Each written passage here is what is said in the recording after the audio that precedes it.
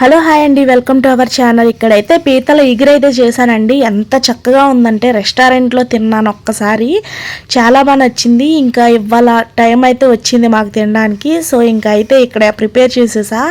ఎలా ప్రిపేర్ చేసేసాను అనేది చూసేయండి. చాలా అంటే చాలా టేస్టీగా ఉందండి. పులుసు అయితే ట్రై చేద్దాం అనుకున్నా, బట్ ఇది ఎగిరిలా అయితే అయిపోయింది. కానీ టేస్ట్ మాత్రం చాలా బాగుంది. ఎవరైనా సరే నచ్చని వాళ్ళైనా ఒక్కసారి తిన్నారంటే ఫేవరెట్ డిష్ అవుతుంది. చాలా అంటే చాలా బాగుంది. అనుకోకుండా అయితే రాజమండ్రి వెళ్ళారు మా వారు. వెళ్ళి వస్తూ అయితే ఇంకో పండుకప్ప చేప ఒకటి, ఇంకోటి ఇలా పీతలు ఒక కేజీ అయితే తీసుకొచ్చారు. ఇదిగోండి, ఇవి 2 days అయినా బతికే ఉన్నాయి, చనిపోలేదు ఒకటి కూడా.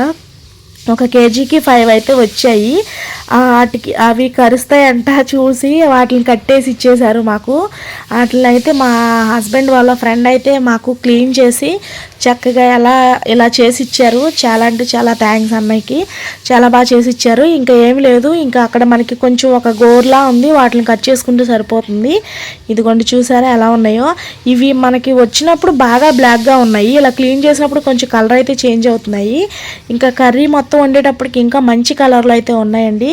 కర్రీ చాలా అంటే చాలా టేస్టీగా ఉంది నిజంగా. చాలా ప్రాసెస్లో ఎవరైనా సరే ఫేవరెట్ డిష్ అవ్వాలని అనుకుంటే నేను అలా చేశాను. ఖచ్చితంగా ఏమి వేయక్కర్లేదు ఎక్స్ట్రాగా. చాలా అంటే చాలా సింపుల్గా చేసుకోవచ్చు, ఈజీగా చేసుకోవచ్చు. చాలా బాగుందండి.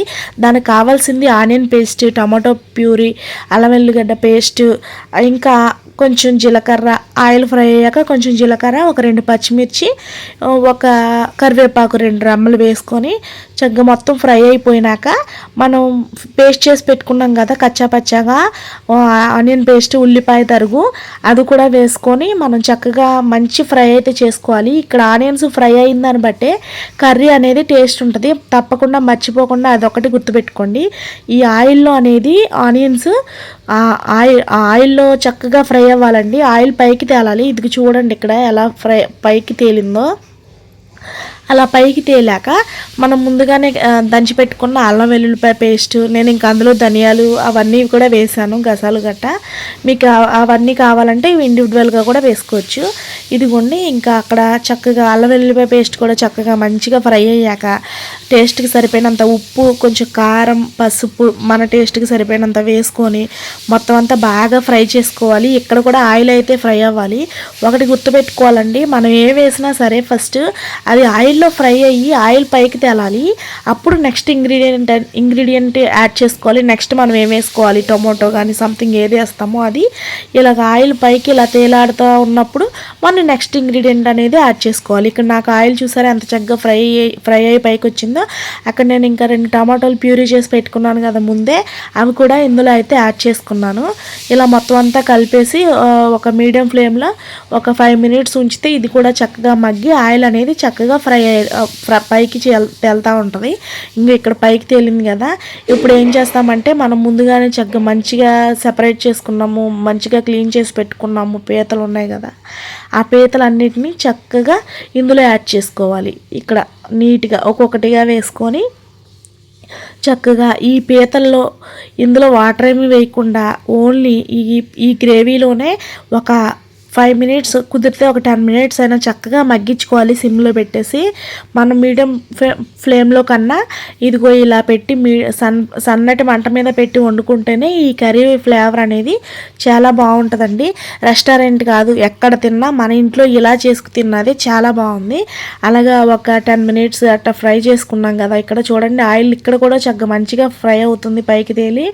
ఇది ఇలా అయినప్పుడు మనం ఏం చేస్తామంటే పీతల లోపలికల్లా ఉప్పు కారం పట్టాలి కాబట్టి కొంతమంది ఇలా కూడా తినేస్తారు. ఎక్స్ట్రా టేస్ట్ కోసం ఏం చేశానంటే కొంచెం చింతపండు రసం అనేది ముందుగానే పక్కన పెట్టుకున్నాను నానబెట్టుకొని. ఇక్కడ మన పీతలు మునిగే వరకు కూడా కొంచెం వాటర్ అనేది యాడ్ చేసుకొని చింతపండు అన్నీ మనకి చింతపండు రసంతోనే కలిపి ఇంకా ఎక్స్ట్రా వాటర్ వేసి పీతలు మునిగే వరకే వేసుకోవాలండి. చాలు, ఈ పీతలు మునిగే వరకు వేసుకొని ఇంకెక్కడ వాటిని చక్కగా మరిగించుకోవాలి. ఒక 5 minutes హై ఫ్లేమ్లో పెట్టి అది చక్కగా ఉడుకుతూ ఉన్న సౌండ్ వస్తుంది చూడండి, చక్కగా ఉడుకుతుంది అక్కడ. అలా ఉడికేటప్పుడు కొంతసేపు అలాగే ఉడకనిచ్చి ఇదిగో ఇక్కడ ఇలా ఉడకనిచ్చాక ఏం చేయాలంటే ఇంకా దాన్ని ఇంకా మీడియం ఫ్లేమ్లో నుంచి లో ఫ్లేమ్లోకి టర్న్ చేసుకొని ఇంకా అంతే. చాలా సింపుల్గా ఇంకా అలా వదిలేయడమే. చాలా అంటే చాలా బాగుంది కర్రీ అయితే.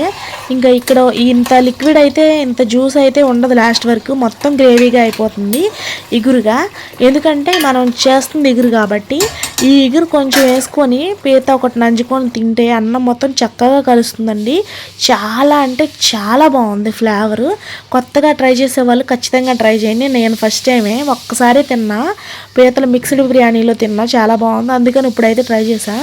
రాజమండ్రి పని మీద వెళ్ళి వస్తూ అయితే ఇది 1 కేజీ పండుకప్ప 1 కేజీ తీసుకొచ్చారు. పండుకప్ప కర్రీను ఇది చేశారనమాట.